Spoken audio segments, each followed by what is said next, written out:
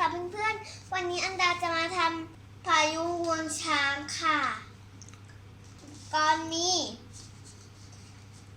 ขวดน้ำ2 ขวดนะคะใส่น้ำแค่1 ขวดก็พอนะคะมีสีผสมอาหารค่ะ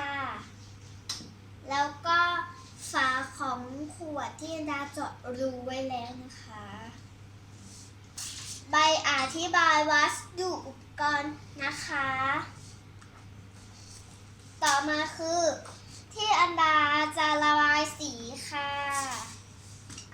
สำลีค่ะใส่ไปแล้วนี่ค่ะทุกคนสีเขียว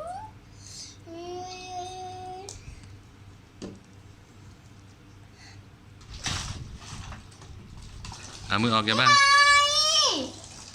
หนูทำได้ดูสิคะ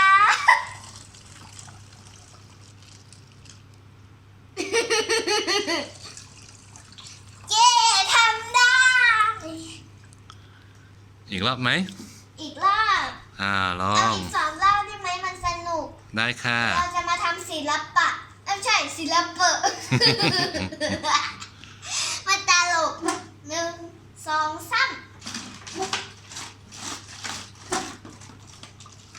โอ้ เมื่อกี้ไปแล้วค่ะ เอามือออกค่ะเอามือออกหมุนยังหมุนแล้วค่ะหมุนแรงมากเลยอ่ะถ้าเราเอาไปใกล้นี่ตายแน่เพราะมันเป็นพายุเหมือนจริงมาก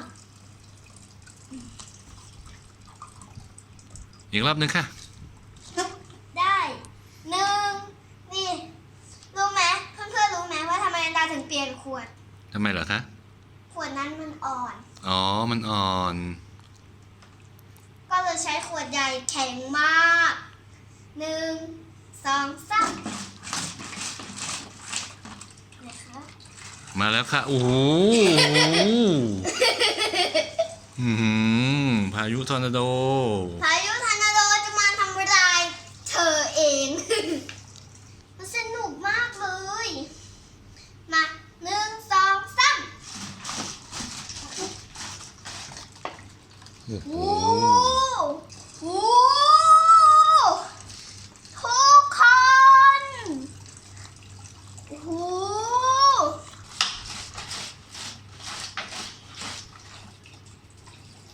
หของหนูหมุนแรงกว่าป๊าอีกอ่ะพายุอะไรคะเนี่ยพายุงวงช้างหรือพายุทอร์นาโดรู้ว่าจะมือไปหมดแล้ว อีกรอบหนึ่ง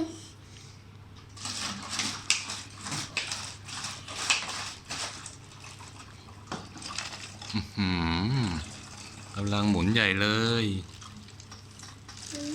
แรงมากเลย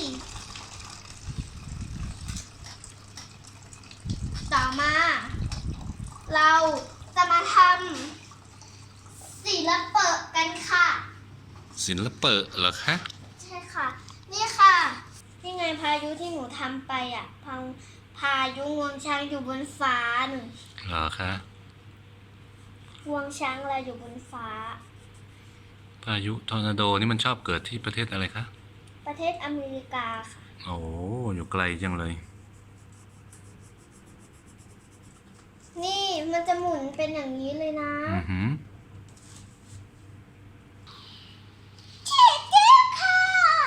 เสร็จแล้วต่อไปทำอะไรคะต่อไประบายนี่ระบายบ้างไปเลยไก่ย่างถูกเผาไข่ย่างถูกเผามันจะถูกไม้เสียบ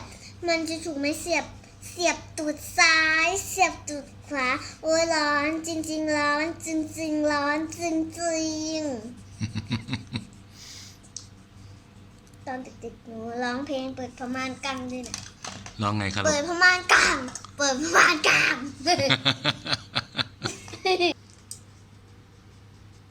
ตาหนูมันชอบขยับแบบนี้นะเพื่อนๆเนี้ยทำไมล่ะคะก็เพราะว่ารู้ไหมว่าทำไมหนูโดนไม่ให้ดูโทรศัพท์ไม่ให้ดูคอมไม่ให้ดูทีวี หลายวันเลย เพราะว่าหนูอ่ะไม่ได้ดื้ออยู่นะ เป็นเพราะอะไรไม่รู้ไหม เป็นเพราะอะไรคะลูก ตายังไม่หาย อ๋อ ตายังไม่หายขยิบเหรอ ใช่แล้วคุณแม่บอกว่าถ้าตาหายแล้วอ่ะ ดูได้ อืม ดูหนูเคยไปทำฟันเอลซ่ากับฟันไข่มุกแล้วฟันเอลซ่ากับฟันไข่มุกโดนแมงกินไปหมดแล้ว อ้าวเหรอ ไหนดูสิ ว้า ดู ย เขี้ยว ตัดจักรยาน ตัดบ้าน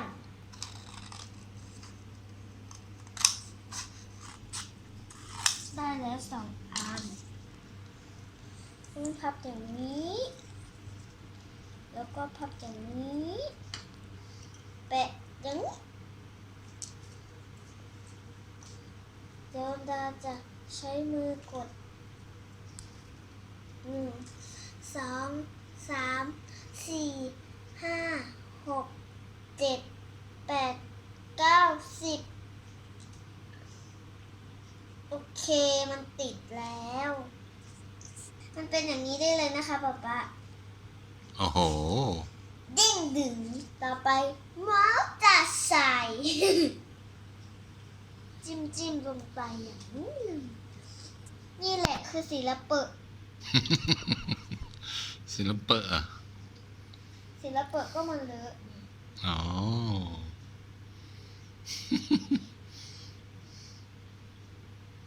โอ้ นี่มันคืออะไร คืออะไรกัน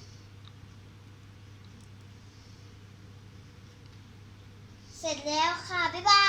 ย ไหนโชว์หน่อยสิ โกโกลาโกชีพิยาสิน